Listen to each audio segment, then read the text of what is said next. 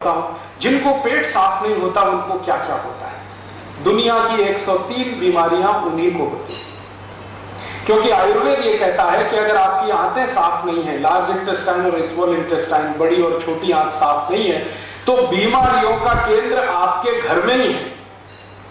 और 90% बीमारियां आपको मालूम है कब्जियत से शुरू होती हैं, कॉन्स्टिपेशन से शुरू होती है।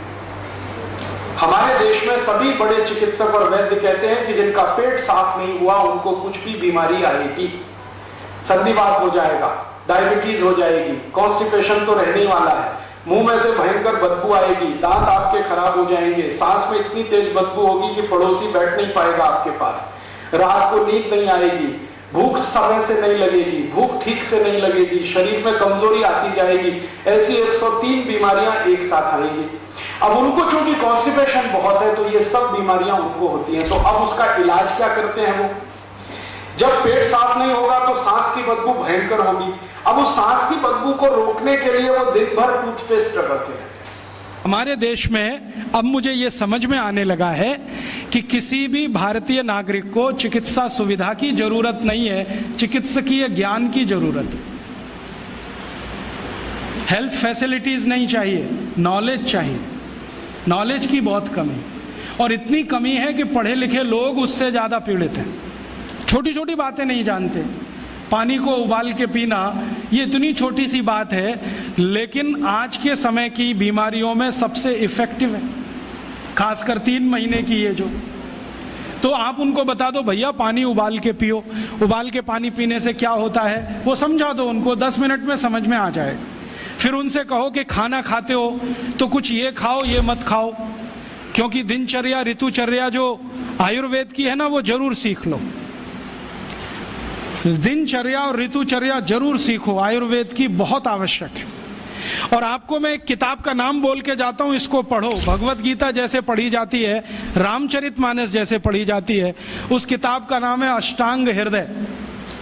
इसका एक दूसरा नाम भी है अष्टांग संग्रह, पुराना नाम अष्टांग हृदय।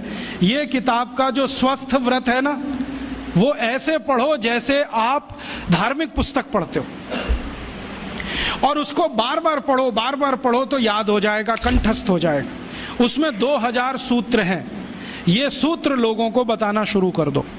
छोटे छोटे सूत्र हैं, जैसे खाना खाने के बाद पानी मत पियो, स्वस्थ रहना है जिंदगी भर तो खाने के 1 घंटे के बाद पानी पियो। क्यों नहीं पिए वो आप सब जानते हो, सरल भाषा में उनको समझा दो। फिर उनको बोलो पानी पियो तो घूंट भर भर के पियो, सिप करके पियो, ताकि ज्यादा लार शरीर में जाए, वात पित्त कफ तीनों संतुलित रहे। ठंडा पानी कभी मत पियो। मैंने दुनिया में ठंडे पानी पीने वालों को बहुत देखा है।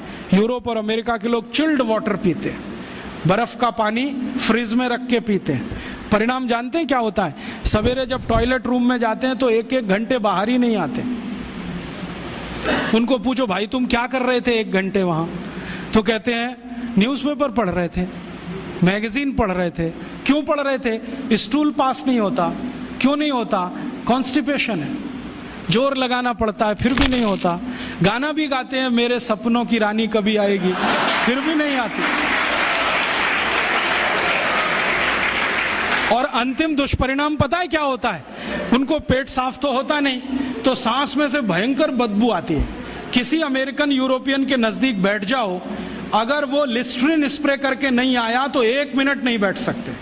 हर समय उनको माउथ फ्रेशनर स्प्रे करना पड़ता है, क्योंकि अंतड़ियां साफ नहीं है, कब्जियत है, मल भरा हुआ है, उसमें कचरा जमा है। फिर उनके पसीने में से भी बदबू आती है। क्यों? कब्जियत बहुत है। और पसीने की बदबू दूर करने के लिए डिओडोरेंट स्प्रे करते रहते हैं। और आप तो सब जानते हो कि अगर कब्जियत है तो बाल भी कड़क रहते हैं, तो उन कड़क बाल को सॉफ्ट करने के लिए क्या क्या सब करते हैं। शैम्पू लगाते हैं, शैम्पू के बाद पता नहीं क्या क्या लगाते हैं। ये सब वो जो करते हैं ना, उनकी मजबूरी है, स्टेटस सिंबल नहीं है। इसको अपने दिमाग से निकाल दो कि ये कोई स्टेटस सिंबल है। तो सरल भाषा में समझाओ, ठंडा पानी पीने से ये होता है, मत पियो, समझ जाएंगे। फिर उनको बोलो सवेरे उठो तो सबसे पहले पानी पियो। फिर उनसे बोलो खाना खाओ तो बैठ के खाओ, कभी भी खाना खाओ तो पूर्व दिशा में मुंह करके खाओ, सो तो पूर्व दिशा में। ये अष्टांग हृदय में इतने अद्भुत छोटे छोटी बातें हैं तो संस्कृत में है, लेकिन अब तो उसका हिंदी भी आने लगा है। तो हिंदी ले लो, हिंदी वर्जन ले लो, इसको पढ़ो, बार बार पढ़ो और ये जाके गांव में सबको बताओ। फिर उनको कहो देखो ये तो है स्वस्थ रहने के लिए, अब तुम बीमार पड़ो तो बताओ तुम्हारी बीमारी क्या है। ये बीमारी है तो ये दवा है, ये बीमारी है तो ये दवा है। और मेरा आपसे एक निवेदन जरूर है कि अगर आप होम्योपैथी से भी इलाज करो तो उसकी मूल दवा जरूर बता दो। उनको ये ग्रीक और रोमन नाम में मत फंसाओ।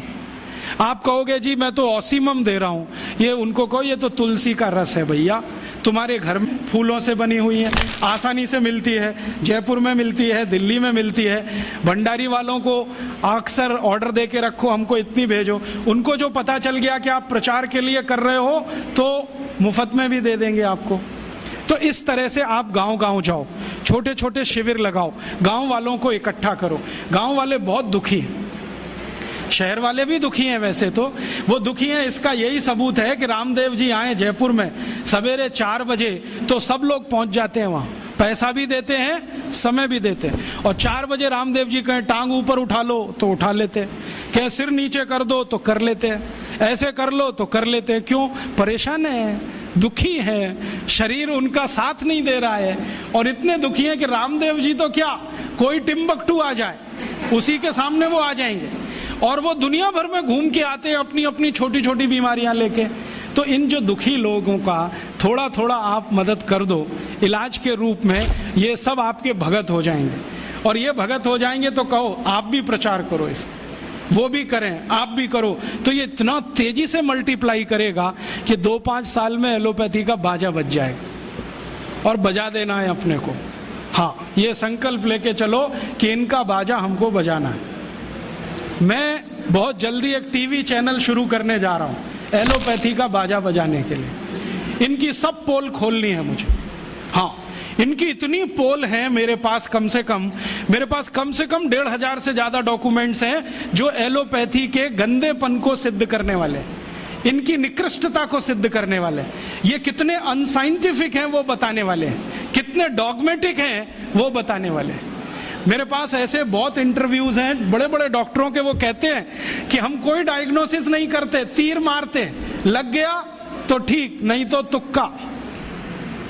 और वो कहते हैं हम तो एक ही सिद्धांत पे काम करते हैं, ट्रायल एंड एरर, देते जाओ गलतियां करते जाओ, देते जाओ गलती, भले मर जाए पेशेंट उसमें। हमारे पास तो कम से कम ये नहीं है ट्रायल एंड एरर वाला। हम तो जानते हैं कि तुलसी है तो उसके ये गुण हैं तो ये रिजल्ट आना ही चाहिए, मेथी है तो उसके ये गुण हैं तो ये रिजल्ट आना ही चाहिए। हमको सब मालूम है, फिक्स है, यहाँ वेरिएशन नहीं है। मेथी के जो रिजल्ट चरक ऋषि को मिले वो आज भी मिलते हैं, इसमें इतना सातत्य है, वेरिएशन कहीं भी नहीं है। तो जो विज्ञान में सातत्य होता है, सत्य ज्ञान वही होता है। तो हमारे पास जो सत्य ज्ञान है इसको लेकर आगे बढ़ें और इसके अपने जीवन में भी और दूसरों के जीवन में प्रयोग करने के लिए प्रेरित करें।